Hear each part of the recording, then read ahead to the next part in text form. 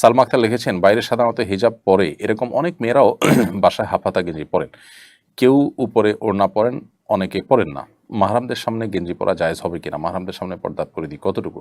মাহরামদের সামনে যদি কেউ গেঞ্জি পরে চলেন তো আক্ষরিক অর্থে পর্দা হয়ে গেল, এটি শালীন পোশাকের অন্তর্ভুক্ত নয়। কারণ শরীরের অন্যান্য অঙ্গ প্রত্যঙ্গ যেগুলো ফুটে উঠবে সেগুলো নানাবিধ ফিতনার কারণ হবে, যার কারণে এখানে এটি করা উচিত নয়। দ্বিতীয়ত, মুসলিম মেয়েদের যে শালীন সুন্দর পোশাক এবং পোশাক পরিচ্ছদের যে নীতিমালা রয়েছে সেটা আমাদের অনুসরণ করা উচিত।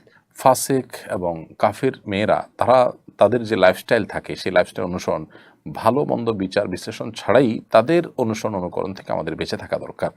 সেই জায়গা থেকে মুসলিম নারীরা একান্ত ঘরোয়া পরিবেশেও এই ধরনের পোশাক আশাক, বিশেষ করে মাহরাম ছেলে, আপনার বাবা ভাই তাদের সামনে পরা থেকে বিরত থাকা উচিত।